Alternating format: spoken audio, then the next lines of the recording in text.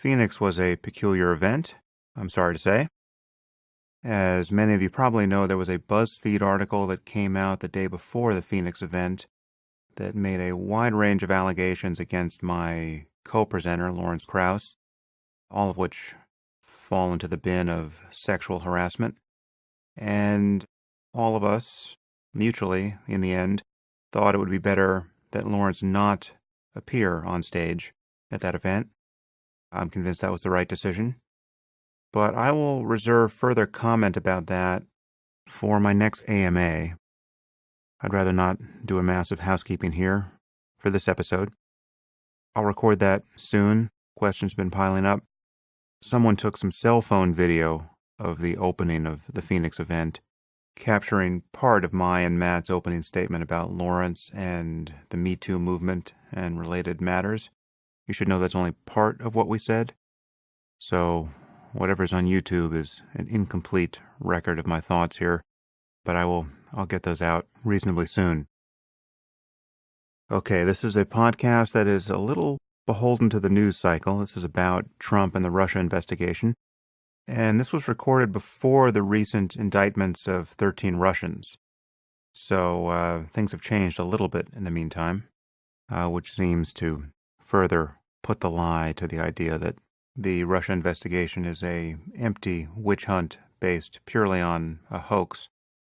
In any case, I don't think anything has changed too much as to require an addendum from my guest, but this is just a brief, by my podcast standards, 1-hour tour of how a lawyer and former U.S. attorney trained in the relevant areas views the Trump presidency and the Mueller investigation. My guest today is Preet Bharara. Preet is, as I said, a former U.S. attorney for the Southern District of New York from 2009 to 2017. He prosecuted cases involving terrorism, narcotics, arms trafficking, financial and healthcare fraud, cybercrime, public corruption, gang violence, organized crime, civil rights violations. He's been featured by Time magazine as one of the 100 most influential people in the world. And in 2017, he joined the faculty of NYU Law School. And he has his own podcast, which is excellent, titled Stay Tuned with Preet. So, fair warning, if you're sick of conversations about Trump and the Russia investigation, this is not the podcast for you. But otherwise, it might well be. So now I give you Preet Bharara. I am here with Preet Bharara. Preet, thanks for coming on the podcast. Thanks for having me on. Let's just summarize your background, because you really have the perfect background for the conversation we're about to have. Please give us your potted bio and just briefly touch on the kinds of areas you have focused on in the law. Wow. Okay. So we can take up the hour with this. I was born in 1960. No. So I was born in India, came to the United States. My father is a proud Indian immigrant pediatrician and hoped for his sons to become doctors. We disappointed him deeply. Neither my brother nor I became doctors. Ended up going to law school. After law school, I worked in private practice, although my goal and destination always was really the U.S. Attorney's Office from the time I took a trial practice class, trial advocacy class at Columbia. But it took me a while to get into shape to go to the U.S. Attorney's Office. I applied, got in after about 6 years in private practice. And while I was a line prosecutor, I prosecuted all sorts of things, as you might imagine, in Manhattan. Narcotics cases, mob cases. Ultimately, I focused more on Russian organized crime, Chinese organized crime, Italian La Cosa Nostra. Did some terrorism cases, not too many. Fraud cases, you name it, we did it. Then I spent 4.5 years working as chief counsel to Senator Schumer on the Judiciary Committee, during which time we had multiple Supreme Court vacancies, and I got to work on judicial confirmation process. And then after Barack Obama became the president, upon the recommendation of the senator, I was nominated to be the U.S. attorney, and then I got to serve in that position for 7.5 years, where we did, again, you name it, except I was overseeing the office instead of being a line person in that office. And what I'm proud of during that tenure is there are some offices I think that are known for focusing on one or two things, and I believe that we we didn't disproportionately focus on any one thing. Sometimes some of the stuff we did got disproportionate attention, like insider trading cases. But we worked just as hard on cyber security threats, on gang cases, on securities fraud, on terrorism cases, on public corruption cases, also civil fraud cases. So I think we did a lot of things in a lot of different areas. If you want to talk about them, we can. And I served very humbly and appreciatively in that position until I was fired by Donald Trump last March. Obviously, your expertise with Russia and Russian organized crime and financial crime is highly relevant to the conversation we'll have here. Say a little bit more about the firing. Was there some point of principle you were standing on in order to be fired? I seem to remember reading that all the U.S. attorneys under President Obama were told to resign and you refused. Is that right? Yeah, well, it's slightly more complicated than that. I had been expecting to leave the office when Donald Trump got elected because that's how it works. But usually, almost in every case, and some people get this wrong, after a period of transition. I got confirmed after Barack Obama became the president in August of 2009, and there was an orderly transition process. People aren't just booted out. Even when Clinton got rid of the holdover U.S. attorneys, that was over a period of time with a built-in transition process. So in any event, I expected to leave a few months after the election, but Donald Trump made the extraordinary move of asking me to stay, which is a little bit of a story, through Senator Schumer. And not only that, invited me to Trump Tower up to the 26th floor, where I met first because Donald Trump was busy with Steve Bannon and Jared Kushner, who kept me company, until the president could come and meet. And it was a lovely meeting in which he was very complimentary of how I conducted myself in the position and how the office had done. I made a little speech about independence, and we went on our merry way, with him asking me to stay another term. So fast forward several months, when out of the blue, the president called me for reasons that are still unclear. I thought it was that was on March 9th of 2017. I thought, for various reasons, and after consultation with the Attorney General's office, the Chief of Staff to Jeff Sessions, that it was inappropriate, not knowing the subject matter and knowing how it might look to the public, if there was a conversation, on the side between a sitting president and a sitting U.S. attorney who had jurisdiction over various things, including, him, his associates, his businesses, and a lot of other interests, that unless we knew what it was about, it was the better course to not speak directly with the president. And 20 hours later, I was asked to resign. Now, I don't know if they're connected. I don't know if they're not connected. And so when that happened the first day, so that was on a Friday, not to belabor the story, but I wasn't sure if they meant to include me. So at the beginning, I wasn't thinking to myself, I'm going to be defiant and require being fired.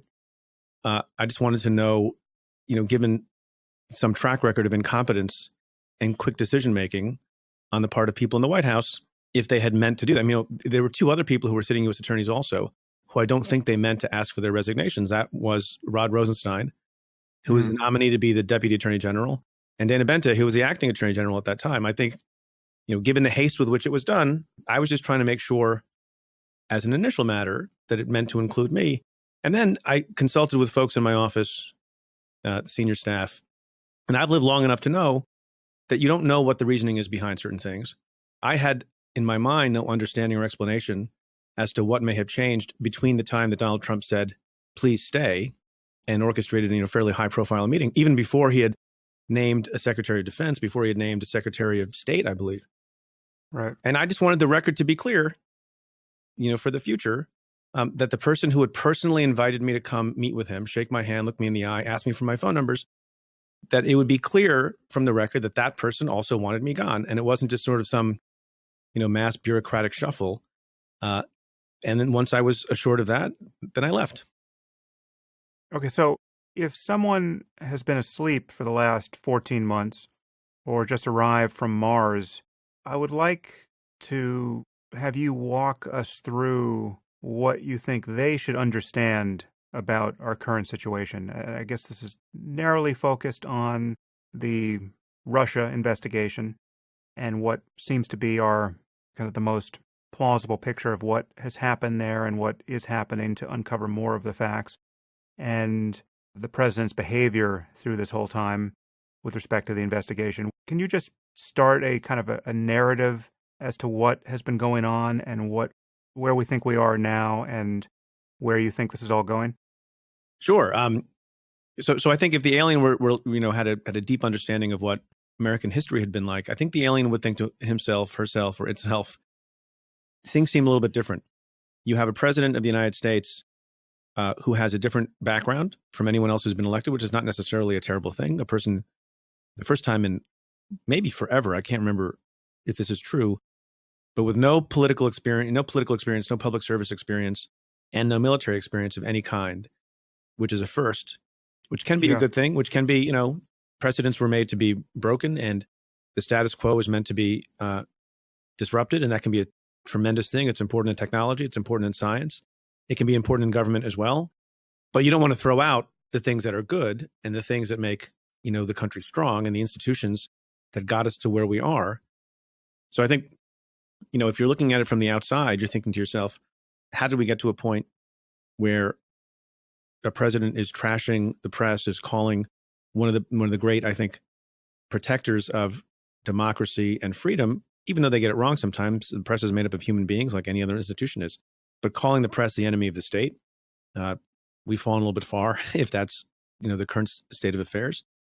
How you have a president who can't say a bad word about certain kinds of people, including authoritarians like Putin and Duterte and Erdogan, while at the same time, if anyone in the United States, has the temerity to engage in some kind of protest that he doesn't agree with, he slams them by name, he punches down, he bullies people. He doesn't like how judges operate. You get the sense, if you're observing from the outside, that thank God the framers had certain structural protections in place. And the places where the Constitution has structural protection, I think we're okay. If the president doesn't like a judge's ruling, the most he can do at this point is holler about it, yell about it, vent about it, tweet about it, or do all of those things. And the judge, has in the federal system has life tenure and may not like it and may not like, being named publicly, and it may be difficult to get the hate mail, but can just continue to do his or her duty under the Constitution. And that's because the framers made that possible. I think the same is true with the institution of the press. You can complain about it. You can call it fake news. You can denigrate it. You can undermine it. But at the end of the day, notwithstanding some silly talk about wanting to revamp the libel laws and expressing concern about the First Amendment is pretty much here to stay as well. Where I worry about the state of affairs over the last 14 months is the president, where he has the ability not to, follow tradition, where there are no hard laws, there are no constitutional provisions. He can get away with a lot of things. And we have come to expect presidents to behave a certain way, to release their tax returns when they run for office so that there's transparency, to divest their economic interests so there's no conflicts of interest, not to surround himself with people who are not even able to get a security clearance after 13 or 14 months, to have, unpaid around him, his daughter, his son-in-law. There's a whole variety of things that are bad, not because they are different necessarily from how prior presidents have done things, but because they undermine, I think, people's faith in democracy and undermine what I think makes us strong. And when you talk about the particulars of the Russia investigation, which I don't have any personal knowledge of, it's being conducted by Bob Mueller and a team of people who I know personally to some degree. The idea that there has been meddling in the election by by the Russians, and the president doesn't seem to care, doesn't seem to want to talk about it, and more importantly, doesn't seem to want to do anything about it, in part because it maybe undermines, in his mind, the legitimacy of the last election, I think is an abomination, and it's not good for the country, and it puts in question the president's slogan that he loves to utter, which is very simplistic and could resonate if it were true and backed up by action: America first. So, that's sort of how I'm thinking about how things are going on. You raise a few points here which, on their face, should be astounding to people or to anyone who's thinking about this through an unbiased lens. Partisanship aside, it is astonishing to have a president who is attacking our bipartisan institutions from an apparently personally defensive and, quite frankly, often unhinged place. And maybe nihilistic even too. Yeah, so he's attacking the press as the enemy of the people. He's attacking individuals on Twitter, private citizens he's singling out for abuse. He's attacking the Department of Justice, the FBI, all of our intelligence agencies upon which he has to rely to get any information about what's actually going on in the world. And as you say, what he hasn't done is say a single negative word about dictators whose reputations precede them by now decades, someone like Putin. I mean, it's just, there's no way to not criticize Putin as an autocrat if you're actually speaking about what's happening in the world. I mean, he likes autocrats. I think he wishes he could be one. I mean, the question of some relevance is, we were talking about the Constitution and the checks and balances and the structure of, the various branches of government, which are bulwarks against this kind of thing. But it's an interesting question to ask. If Donald Trump had his druthers, right, and he doesn't, but if he had his druthers and he did not have limitation, is there something in his own mind, body, soul, intellect, moral compass that would prevent him from doing various things? In other words, if he had his druthers, would he put journalists in jail who didn't like? If he had his druthers, would he completely revamp the libel law to make him able to sue anyone who criticized him? If he had his druthers, what kind of a police state would he think would be okay? If he had his druthers, how independent do you think he would allow the Justice Department to be? He's, restrained and curtailed in that respect in a lot of ways. But I don't know if there has been a president, and people point to Nixon, but I don't really know, who, if given, unrestricted authority, ability, power, would be capable of doing what I believe is in Donald Trump's heart and mind to do.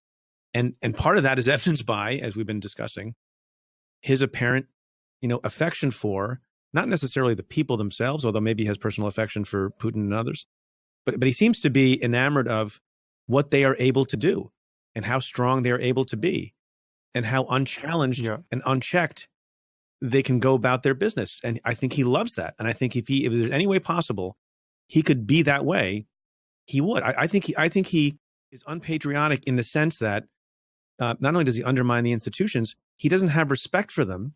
And he wishes, and I don't hear people asking him this in this way, and I'm sure he would, evade and deflect. But I don't think he has respect for the institutions that check the president because he doesn't want to be checked. As you say, it's even worse than that because he doesn't even care that the people he's praising, in this case Putin, are adversaries of the United States. We're dealing with in the main, a hostile foreign power that has targeted our democracy in ways that are now well established. And obviously this is believed to be a mere conspiracy theory by many of Trump's defenders. But the fact that there seems to be no doubt that Russia does this, not just to the United States, but to basically every democracy that it cares to pay attention to. And it's just amazing that given all the evidence of their meddling and given the continuous problem of cyber attacks that emanate not just from Russia, but other countries like North Korea and China, the fact that he has shown no willingness to get to the bottom of this and to defend us against our obvious adversaries and is rather joining the people who are claiming that this is all a conspiracy theory, apart from the fact that it signals that he has something to hide, it is just a nearly treasonous level of unconcern as president. It's just, I've never heard a defense of that. Look, I think treasonous is a word that's only reserved for Democrats who don't clap for him during the State of the Union. That's right, yeah. So I realize it's a big word to, even in this context, to get a lawyer to sign off on. I think there are a couple of other things going on. So I don't know if the reason that he's so supine on these issues relating to Russian meddling is because he has something to hide. If as some people love to speculate, that Putin has a lovely file on him, and he's beholden, and Trump is beholden to Putin. But there's something else that's going on. Without having to resort to conspiracy theory, we know something else about the president. I'm not trying to play armchair psychology. He has a lot of power, and he's incredibly insecure. And the combination of tremendous power, which he sort of walked into accidentally, combined with tremendous insecurity, not only about sort of his wealth but about a lot of other things, including the legitimacy of having won the of his election victory, combines to create a dynamic in which anything relating to Russia and anything relating to the future, which is not a partisan issue, he doesn't like to talk about, he doesn't like to reflect on, he doesn't like to lead on, because it threatens to throw into the air again this question about what happened in 2016. And did he get elected on his own, or did he have aid from this other country? And I think his insecurity causes him to hate that so much that it blinds him to the other responsibilities that he has as a president of the entire country and someone who's supposed to be the guarantor of free and fair elections for both parties. Yeah, although if it was just a matter of his insecurity and the perception of the legitimacy of the election, and there was no collusion or no way in which he was beholden to Russia, for financial arrangements that predate his campaign by probably decades, I don't know why he wouldn't just go on offense and say the things you would expect an innocent person who was outraged by Russian meddling and Putin's own history as an autocrat would say. This is completely unacceptable. If there was any meddling, obviously I don't think it accounts for my winning the election, but it's completely unacceptable, and we will get to the bottom of it. And Putin is somebody who has to straighten out. He's not a Democrat. He kills journalists. This is all well established. And we have to deal with him, but he doesn't appear to be any friend to the United States. What would prevent him from saying those obviously sane things if he were just concerned about the public's perception? Yeah, look, I don't disagree with you. I think multiple things can be going on at once. We often say when we're investigating cases, and this can be said of the White House and certain things that they were doing, nefariousness and incompetence are not mutually exclusive.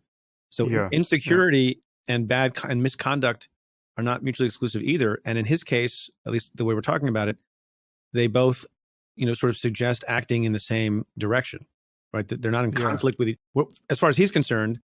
I think he likes the autocratic power those folks have. He may have something to hide because he's acting like it. And he also doesn't like the way it makes him feel because he's insecure. All those three factors lead to the same kind of conduct. And by the way, it also doesn't necessarily explain, his affection for and compliments of, these other strong arm folks with whom we don't have the same antagonistic relationship with respect to the election, like Erdogan and like Duterte. I mean, Duterte in particular, given the kind of work that I have done and used to do, the way that Duterte talks about fighting the war against drugs and the extrajudicial killings that not only have happened, but that Duterte brags about and claims that he's personally killed people or thrown people from helicopters and engaged in all sorts of violence as a populist hero trying to eradicate drugs from that country. I don't think Trump has specifically advocated any of those particular things, but he speaks in general terms about the great job that Duterte has done. And, I don't believe the Philippines meddled in our election. So there is this other thing going on, this effect for people who have that kind of power because maybe he aspires to it. Right. And by the way, the other thing we haven't talked about, going back to our alien coming from Mars, that I think imbues all of this with something terrible, separate and apart from the attacks on institutions and, something he may be hiding and everything else. This is a person who does not believe in speaking the truth in any context and virtually at any moment. And that is something that is more dangerous than a lot of other things. Casting not just aspersions on people who he disagrees with, but casting doubt on all truth, and literally without compunction, tweeting out things that are demonstrably wrong and false on a regular basis, and then you're treated to this vision of tens of millions of people not caring about that and agreeing with him regardless, and manufacturing counter theories and counter conspiracy theories. That's in some people's minds, I think, the worst thing that's going on, because he has a lot of power and is using the bully pulpit in a particular way that no one has used it before, but in favor of disbelief in anything you hear. Just because you saw it with your own eyes doesn't mean you have to believe it. And people are starting to subscribe to that. I have a podcast too. It's not been around as long as yours. And I had Gary Kasparov on. It's a great one. Yeah. Thank you. But Gary Kasparov was on, who's no friend of Putin's. And he said something interesting. The idea behind being a certain kind of autocrat like Putin, and Trump seems to emulate some of this, is not to say that this other person is always wrong. Is not to say that this other news outlet is always incorrect, and not to have every single outlet, lionize you and say everything you do is great. It's to cause people to not know what is true and what is not true. It's to sow confusion about what the truth is. So if somebody says, this person was fired for this reason, or somebody says, this ruling is okay or not okay, Donald Trump can cast enough doubt about it that people have to wonder, are we getting the truth from anywhere? I mean, he flips on a regular, there was a time when he said Fox News was terrible because they weren't saying good things about him. And then he says Fox News is great. There are times when he says, the New York Times is terrible, the failing New York Times. Then they say something positive, and then he calls them up and he sits for an interview and he says that they're terrific. He cites sources that he hates when they support him or support a proposition that he espouses, and then he does the opposite. And so it's kind of a confusing merry-go-round of truth, untruth that upends people's understanding and I think confidence in every outlet. Yeah, well, that's where we are. We're in this place where our epistemology has broken down and everyone is now siloed in their echo chamber, and you have people who are taking InfoWars as a legitimate organ of the news, apparently with a totally clear conscience, right? And even if they would bracket that with some question as to the veracity of everything they get there, they certainly would compare it favorably with any legitimate organ of the news, whether it's the New York Times or the Economist or the Atlantic. And so that already is a fairly terrifying destabilization of our public conversation.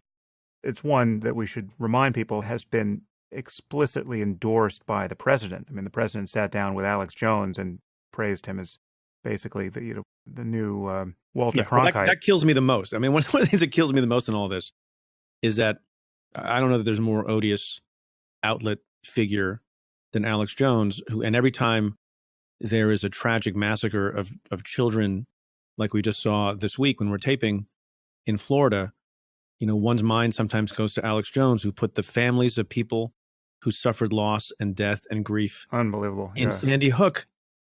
That you can have a president of the United States say about that person, you're terrific and you're great, and sit down with him for an interview, and at the same time say that some other outlet like the New York Times, which, they make mistakes. Everyone makes mistakes. I make mistakes. I'm sure you don't make any mistakes, but we all make a few.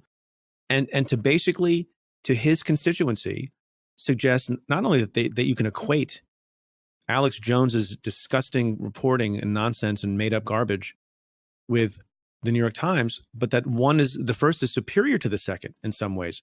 And when people follow, there's some, maybe this is a quaint thought, but when people have power, they have responsibility to something other than themselves, other than to their own self-aggrandizement. And Donald Trump has a lot of power because there are a lot of disaffected people who believe in him and hated the status quo, and it is what it is. He has the ability to take them to bad places, and he doesn't need to do it. I mean, maybe he does need to do it to maintain, the standing that he has in the 30s as far as approval ratings go. But it seems that he takes it farther than other politicians, even fairly odious politicians, have taken it. What do you make of the fact that so few people seem to care about his lies? Because I would agree with you. I'm certainly one of those people. We care. Well, yeah, no, but the fact that it doesn't cost him. I mean, how is it that someone like Paul Ryan can not repudiate this behavior? I mean, how is his political opportunism? I think you've answered. I think that's what it is. I can answer my own question here. That the answer is his poll results are dependent upon him passing this loyalty test. It really is a kind of prolonged loyalty test. If the king is telling lies, however transparently false they are, you are signaling your loyalty by just falling into step behind them, or even publicly trying to make sense of the lies in a way that is supportive of them. I mean, basically acting like his deranged press secretary. It has the makings of a kind of personality cult. I mean, I guess it's enforced not so much by love of the dear leader, but by a fear of your sinking poll results if you demur on anything. But it's just astonishing to see people who have real reputations and real careers and some semblance of probity in their lives, or have, heretofore had some semblance of, and yet they are covering for a kind of moral lunatic, certainly with respect to this variable, the variable of an assault on the truth, a sustained assault on the truth.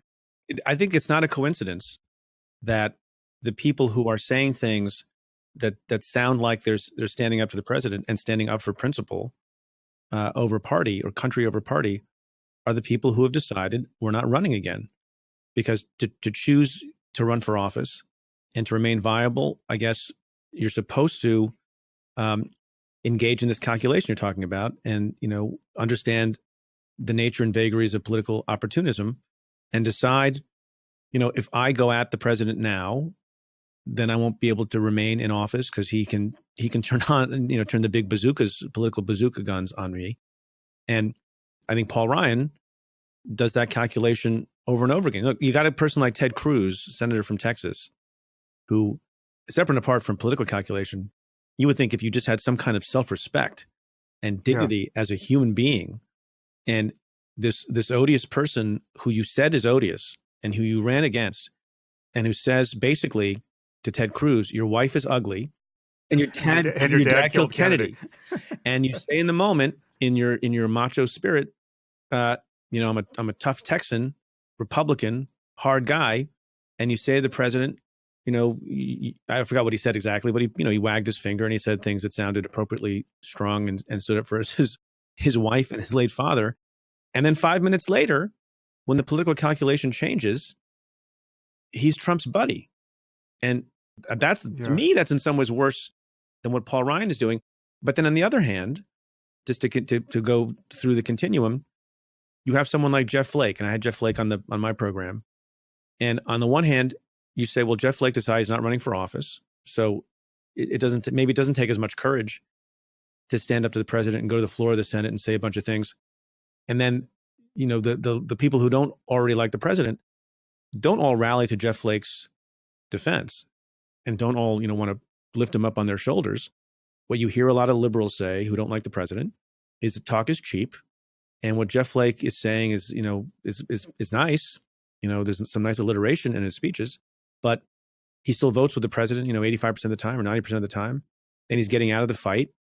And that's nothing to laud. I don't agree with those people. I think, given how devastating Donald Trump has been and could be to various institutions that we care about that are not related to party, that we should welcome any voice that decides to depart from the narrow-minded, blindered Paul Ryan, Ted Cruz enabling of the president. And if you have a person like Jeff Flake, and I understand the limits, and I think there's some people who think, well, they're only going to appreciate Jeff Flake if he all of a sudden sprouts wings and becomes, an actual liberal Democrat and changes his views on all sorts of things. That's not going to happen. But I think, given that we're talking about things that are not just about, tax policy or, the size of government, but you're talking about things like decency, integrity, the separation of powers, the independence of law enforcement, the importance of the free press. Those are things that people on both sides of the aisle should care about. And any voice that acknowledges that and that supports those principles and ideals from within the party that Trump purports to belong to, I think we should welcome. Yeah, no, I totally agree there. And I think the most credible criticism of the president has come from, the center-right Republicans, the never-Trumpers, the David Frums of the world, the Charles Murrays, because you can't allege any partisanship in that case. It's just a conversation about institutions and the importance of a fact-based discussion and conflicts of interest and all the rest. I want to talk for a moment about, I know you're not part of the Mueller investigation, but this is the sort of job you have done for many years, and you have this expertise in financial crime and Russian meddling in other societies.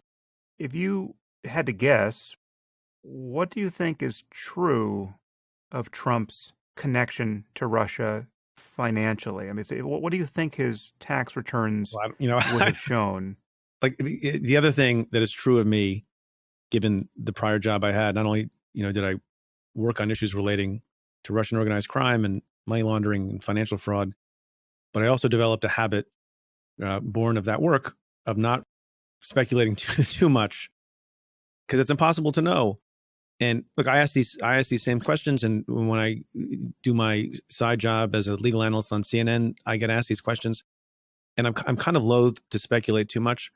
It seems to be the case, based on what you said, that you can draw an inference that he has some financial interest in Russia that may not have been fully disclosed. There were a lot of meetings, there were a lot of connections. I think one of the sons bragged at one point things that they had in Russia. The same is true in Turkey, but it's a slightly different context. And where there's a lot of business, and where you have people who don't always cross all the T's and dot all the I's, and people who don't lead with a great tone from the top, as we're seeing Donald Trump doing as president of the United States, and a culture that's being created in which cabinet secretaries decide to take private planes to go 90 miles to Philadelphia from Washington, and another decides to go first class because he doesn't like to mingle with regular people in coach. All sorts of minor seeming ethical lapses occurring because a particular culture has been created. And again, just continuing on the speculation. Well, you can also add to that these crazy stories about how much self-enrichment has been going on in terms of the Secret Service paying rent in Trump Tower and the cost of traveling to Mar-a-Lago. He's basically spent Obama's 2 terms of security budget in something like 2 months. This is ostensibly a billionaire who is extracting money from the government for his own businesses, seemingly at every opportunity. Yeah. And when, and experience teaches you, and history teaches, that when you have organizations that are run in a particular way, and where the leadership creates a particular kind of culture that really doesn't care much about doing things by the book or the right way, and likes to engage in lack of transparency, that's the place where prosecutors like to look, because it is often the case that that's where people do bad things. And when you're put under a microscope, things can be found. And I think,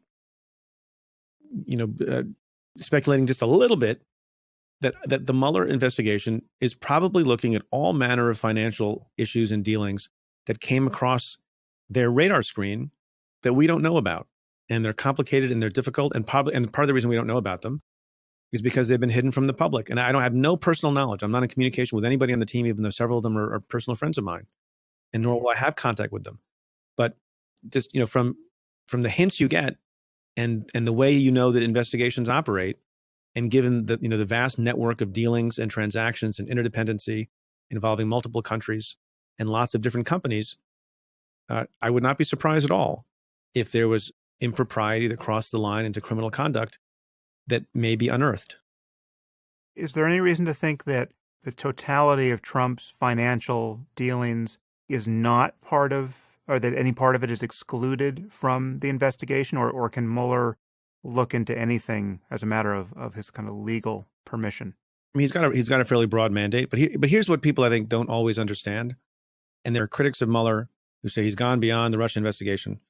But this is how it works. If we take it out of the context of the special counsel investigation and prosecution, if a prosecutor decides to take a look at a reputed mobster, or starts to take a look based on credible reports and whistleblowing that a particular CEO of a company is engaged in some kind of bad conduct, is cooking the books, is ordering the CFO to cook the books in a particular way, then what happens? You start to look at that issue, and you start to interview people when you become overt. But before that, you subpoena bank records, you look at phone records, and interesting things come across the radar screen when you do that.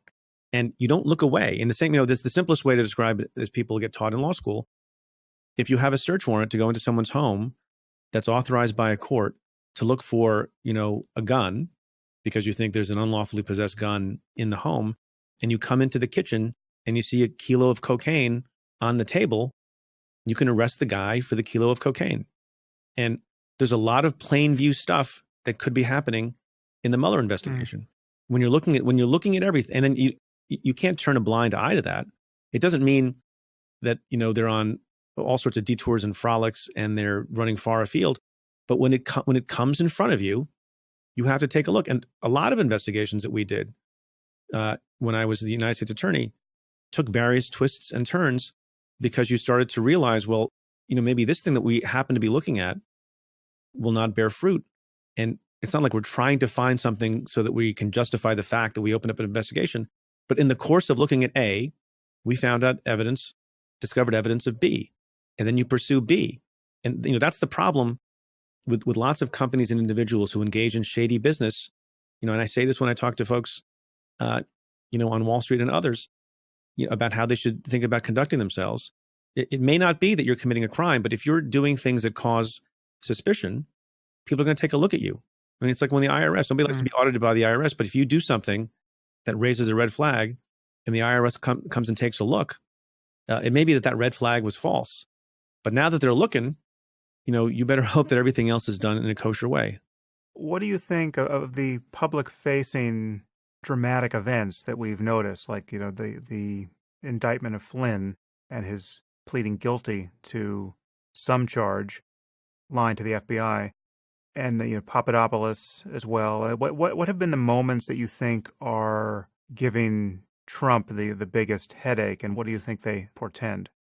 I know I'm asking you to speculate into this black box, but what can you speculate about? The one you haven't mentioned is the firing of Jim Comey, and I think that was a highly significant inflection point in the whole thing. We can come back to that in a second.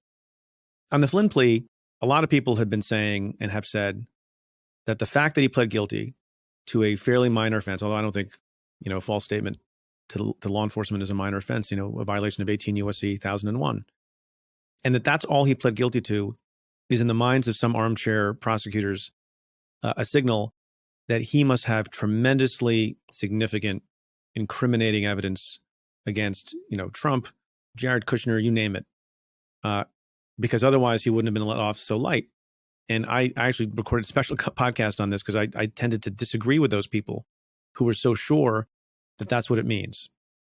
And what I think is it could mean one of a number of things.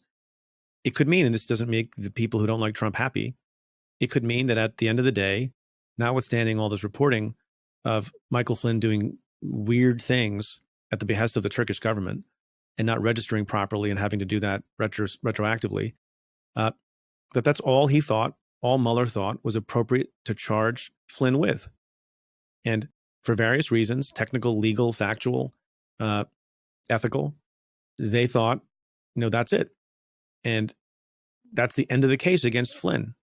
I think that's one possibility, and one that even the people who don't like Donald Trump or don't like Michael Flynn have to contend with. The other possibility is, I guess, what people have suggested, that he got a sweetheart deal, and this must mean he's going to do all these things, all this testifying in the future. I don't know that I buy that. I think that at some point in the future, if Flynn's testimony is going to be used in a significant way to charge another person higher up in the food chain, an associate or relative of Donald Trump, or as part of a referral of Donald Trump to the House of Representatives himself, then if Michael Flynn was a participant in that conduct, in that misconduct, Michael Flynn will be required to plead guilty to those things, because that's just how the way good prosecutors do it. It's better tactically and strategically, so it doesn't look like the witness you're going to put on the stand, who is now, by the way, an admitted convicted liar under 18 U.S.C. 1001, it also makes that person look like they're accepting some responsibility for the conduct that he's trying to point the finger at with respect to other people. So, I don't know if that's all they got. I don't think it was a sweetheart deal that's concluded.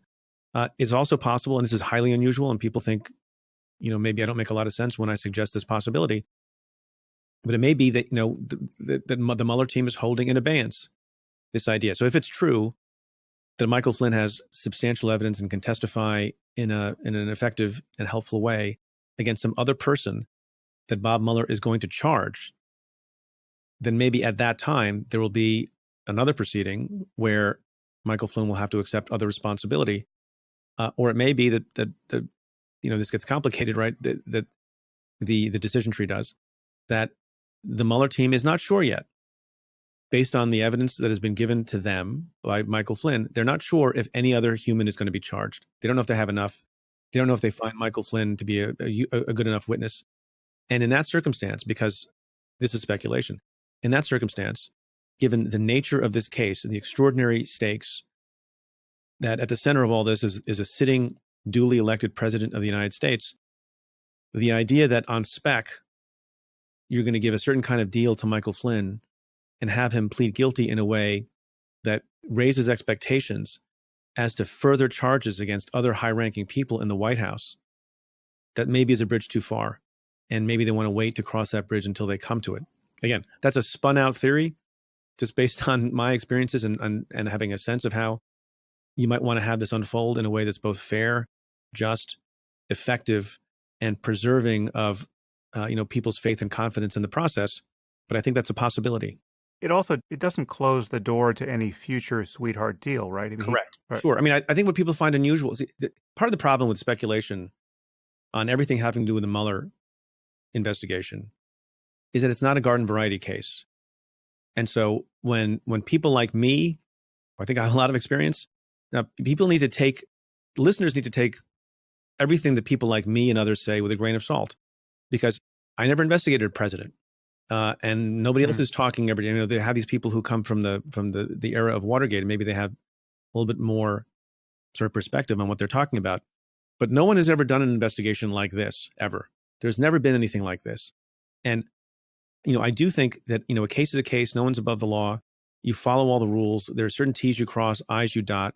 When you get a search warrant, when you surveil someone, when you get a, wiretap authorization, all of that is true. I do think, however, when you're talking about the rare circumstance of investigating the leader of the country, who, by the way, the consensus of opinion is that person cannot be indicted criminally while sitting in office, that it may be that I and others who are pundits who come on podcasts and go on TV don't know everything that they're talking about, and that there are considerations that the Mueller team, in good faith and in consonance with what America is supposed to be about and what the law is supposed to be about, are taking into account things that are causing them to do things differently from how a garden variety United States attorney might in some random money laundering case in their district. That's just a caution I would give people. Right. Who else did you want to talk about here? I know you wanted to talk about the firing of Comey, but is Manafort relevant? Yeah, he can be. I mean, but I say the same, about, we'll see what Manafort does. There's speculation, that he has some things to say. One can never know. There are two kinds of cooperators, right? They're the ones who, when you approach them, they sort of faint and cave immediately, and they can be used proactively to develop evidence when nobody knows they're a cooperator, and we've used that a lot of times. And then there are some people who say, you know what, I'm not going to cooperate with you. They get approached, and they say, go to hell, get away from me, and then you charge them. And then as the days go by and the clock ticks, they realize they're in more of a jam than they appreciated, and they cooperate then, and then they can provide historical information. So who knows what's going to happen with Paul Manafort? The reason I mentioned the Comey firing is in some ways that's sort of like the Big Bang that created the universe that we're in, right? And it also portends other things, right? So when you and others ask the question, what's going to happen here?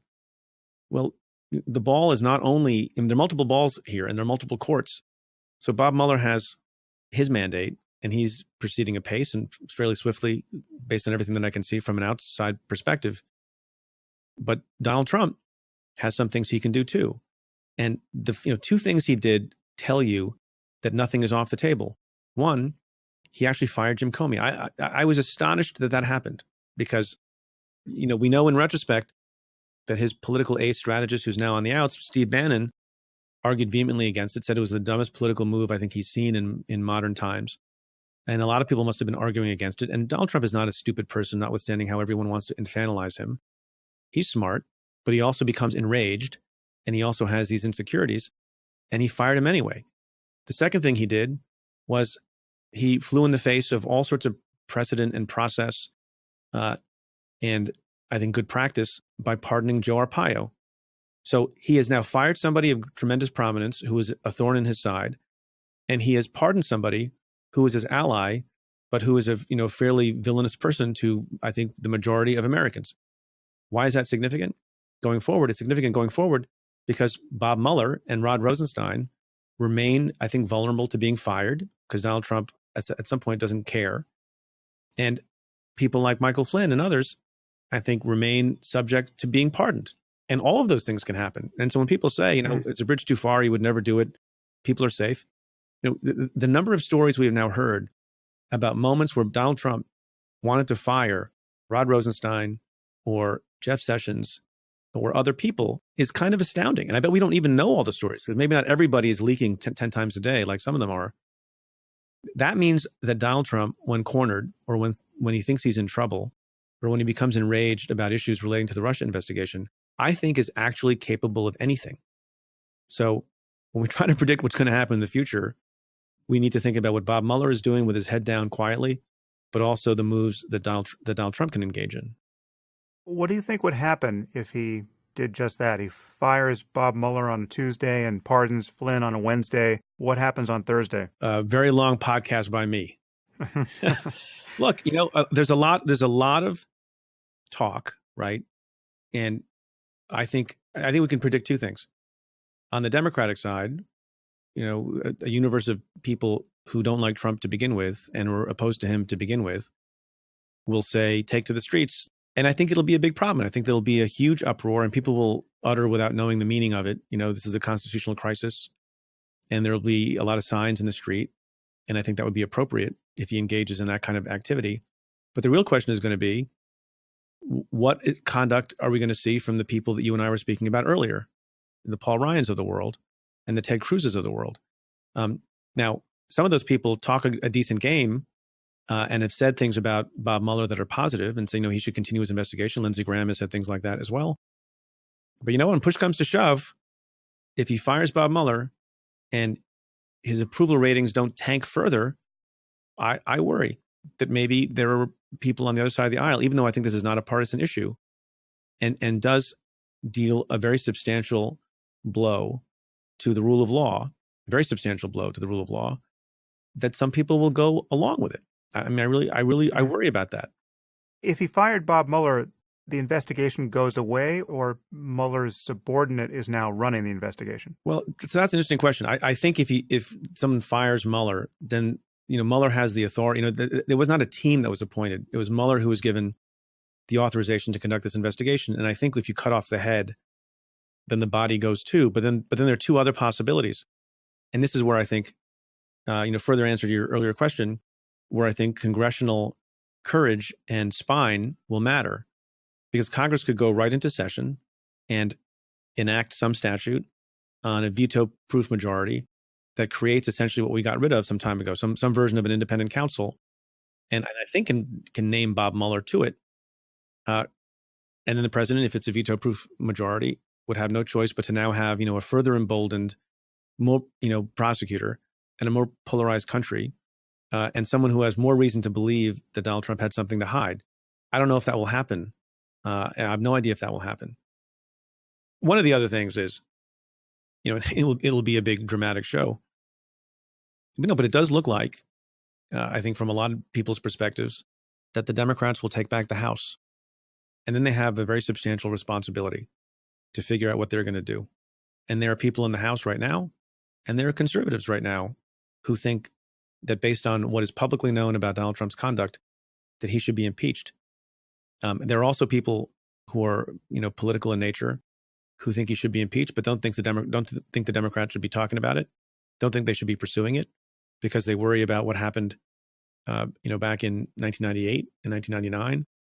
And there was overreaching by the Republican House. So the problem with all of this is, from at least my perspective, is a lot of what's going to happen is going to depend on politics, is going to depend on, personal power calculations, is going to depend on people's putting their fingers in the wind when, the way I was brought up and learned how to deal with issues of criminality and transgressions of the law is doing it in a fully apolitical way. But, the system we have allows for that kind of a process. And, maybe the founders were very smart in this, that if you have potential criminal conduct by the president of the United States, because it's such a high position, it should be dealt with in a political forum. And God knows how that's going to be handled, and if it's going to be handled in a way that is angry and overreaching, or if it's going to be handled in a way that's sort of sober, sad, responsible, and bipartisan. I just don't know. I mean, what's your guess? Again, I'm so far outside the inside here in terms of understanding the politics. I'm continually astonished at the lack of scruple and principle you see from Republicans who are falling into line behind him, no matter how ugly his behavior. And it's just, the whole thing is truly mystifying to me. I just don't because we're dealing with a situation where Trump is advertised as one of the most persuasive and successfully manipulative people to ever come along. I mean, so we have millions of people who are something like 30% of America for whom he can do no wrong. I mean, I think it really is, there's very little hyperbole in his statement that he could walk into Times Square and shoot someone and wouldn't lose a single vote. I mean, that is almost true. Yeah, it is. It is. Yeah. And yet I find him to be the least persuasive, most transparently fraudulent person I can think of in public life. And I mean, this is true. This predates his run for the presidency by more than a decade. I mean, he's always appeared to me to be just a con artist and a crackpot and somebody who, wasn't nearly as wealthy as he was pretending to be, obviously not informed about 99% of the things you'd want to be informed about to hold this office. We have a reality TV star running the country. And what's astonishing is his lying is so brazen, there's not even a pretense of it being calculated to deceive, right? Like his lies don't function the way normal lies do. And this is what has been so destructive of our public conversation. It's not like we have a president who tells lies that are so ingenious that they pass as truths. No, we have a president who tells lies that are obviously false and forces his surrogates and his opponents and everyone to just eat them. Yeah. There's this great scene from Seinfeld that has made the rounds, I think, for the last number of months, that sort of crystallizes this point. And because one of the questions is, what does Donald Trump really think in his mind when he utters these things? And it's a scene in which I think George Costanza says to Jerry Seinfeld, just remember one thing. If you believe it, it's not a lie. And I don't know. Donald Trump says all these things. I mean, do you think Donald Trump, in every instance where he says things that are nonsense, doesn't believe them? If the twists and turns of his language and his rhetoric in interviews and with the press, and even in depositions long before he became president, indicate a very wacky way of thinking about what is a fact and what is not a fact. Not to excuse him in any way. I agree with you. I agree with you in everything you said. I think the relevant concept here has been very helpfully defined by the philosopher Harry Frankfurt in his book on bullshit. He actually wrote a very straight philosophical essay on the concept of bullshit. And the difference between a bullshitter and a liar is that a liar is actually having to reality test his utterances in an effort to get them to pass as truths. He understands the logical and empirical expectations of his audience, and he's trying to fit his lies carefully into the spaces they need to fit in order to have them pass as truths. Whereas a bullshitter is not spending any cognitive overhead trying to remember what's true or anticipate the logical expectations of his audience. He's just talking. There's no reality testing going on. He likes the sound of his own voice. He knows the message he wants to get across, and he's just confabulating and leaving the world to just react in his wake. And I mean, it is the most mystifying thing I have ever seen in my life, honestly. I mean, I don't know what I would rank as a possible second, that this has been this successful. Right. So what's mystifying to you is not that there's a human being that has power who is attempting that, charade. What's mystifying is that it is successful, and there are a substantial number, numbering the tens and tens of millions, who either buy it or don't buy it and don't care. I honestly don't know why this guy isn't homeless with the exact same head of hair begging for change. I mean, this is my sense that it says very little about his talents, and it says a lot about a kind of pathology in our society around fame and wealth, or the perception of wealth. Well, and the can I fact that he suggest? could leverage this. Yeah, but can I suggest something else? And I think I agree with all that, but I think Donald Trump tapped into something, right? And there are people who are forgiving him or overlooking it. And I talk to people from time to time in passing, in the store, or you talk to someone who's driving the cab, and they will, and you wouldn't think based on the demographic that they would much like Donald Trump, and many of them don't. But every once in a while, someone says something that you know rings true, whether we like it or not. Donald Trump. I like to say Donald Trump was right about a few things. There is a swamp. There are a lot of forgotten people. The system is rigged. Those are three principles, observations. I mean, I don't think he's addressing them properly, and I think he's, to borrow the phrase we've been using a lot, full of shit, is bullshit. But that resonates with people, and there are a lot of folks in the country who were sick and tired of a different kind of bullshit. Right, the bullshit that comes out of the mouths of these, well-dressed, well-coiffed politicians who just speak nonsense, and they don't say anything. They're never interesting. They say they're going to help you, and they're in Washington lining their own pockets too. They don't solve any problem. They don't balance any budget. They don't bring home any bacon, and people are sick of it. And just the status quo. And I don't blame those people for being sick of that. I think the better response is to have a candidate who, exudes authenticity and also truthfulness, and also some kind of modesty, humility, and care and empathy for people, and has a pragmatic sense. That's the better alternative. But you know what? In some universes, it's better to have a guy who speaks his mind and pisses everyone off, and doesn't look like the average politician who's blow dried and says the same nonsense every day and nothing changes. And a switch has gone off with some people. Like, you know what?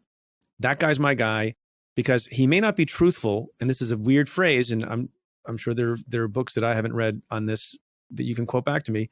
But he may not be truthful, but he's authentic, and that's how he gets away with it. Again, I'm not even focusing narrowly on the fact that he is president. Another huge variable there is how bad a candidate Hillary Clinton was, and all of the grievances that are legitimate that you just mentioned that Trump managed to pander to. But the thing that is astonishing is that so many people who could argue that Trump was the better choice given the option and given their concerns still find absolutely nothing to criticize in his behavior. He is bulletproof in this respect with his core fans, and it makes no sense. I mean, there's a kind of nihilism, and it's like as though it's perfectly fine to have a president tweeting threats of nuclear war. Like, why isn't that a good thing? Yeah. Whenever I, worry out loud about things like this, I'm attacked by Trumpkins as just being naive. He's just trolling, right? This is the new way you roll as president of the United States. You just troll people on Twitter. They say, look, there are a lot of ways in which it's interesting. If it wasn't so serious, it would just be sort of an interesting, sideshow, seeing how people who maybe once had intelligence and integrity of their own try to explain absurd things that come out of the mouth of the president. And among them are, right, don't take him literally, or he was joking. The president actually doesn't joke that much. No. But even they feel the need at some, on occasion to give some explanation to, I suppose, I don't know, the elites or others as to why it's okay that the president said what he said. Look, and there are a lot of people, I'm on social media too, and I actually follow a lot, a number of people who are very, very, very supportive of Donald Trump, and remain so. And I look at the explanations that they give, and there's a certain kind of glee that people who hate traditional politicians get when people speak like you and I sometimes speak, and who get exercised over a lie told by Trump, or a transgression of some tradition or some point of etiquette. There's a glee on the part of some people. Like, look at those people getting so upset because now we finally have a guy who calls it like it is and is not like everyone else. I mean, I guess there's some value, depending on how fed up people have become, in having their savior be somebody who is different. Sometimes difference is a virtue in and of itself. I don't think it overcomes all the other failings and vices, but That's one way of looking at it, I think. The thing is, you could connect all those dots. You could have a totally unconventional and uncorruptible person in the office, somebody who's not beholden to special interests, somebody who can call bullshit on everything that is worth knocking over in Washington. Yes. But that person could actually be honest. That person could actually be informed. That person could actually be competent and not deranged by his own narcissism. The fact that those added variables are of no concern to his supporters, although, that's what's a person so like that you described, that sounds great, and I would love to see such a person. But part of the reason Trump is not destroyed every time some crazy thing happens, I mean, people credibly say, what would have happened to the kind of person you're talking, an honest, upstanding person, or someone who presented themselves that way? But I guess your hypothetical, as I'm saying it aloud, doesn't allow for my example. The reason why Donald Trump doesn't even have it it's not even on the front page of the paper, that his lawyer says he personally paid $130,000 to a porn star on the eve of the election with whom Donald Trump had an affair after he had just had a child with Melania, and that's not a big deal, is because Trump has defined deviancy down, because of the whole rest of his personality. Yeah. It's what you see is what you get. I've said this several times in the podcast that if he were 1/10 as bad, he would seem worse. He's just a fire hose of indiscretion, and you can't even pay attention to the last scandal because it's being replaced by a new one 2 hours later. But the corollary to that, I think, is he is the way he is, and he does not present himself as a fountain of virtue, right? And a lot of politicians do. When people say, imagine what would happen if Barack Obama had, this thing happen to him or that thing happen to him.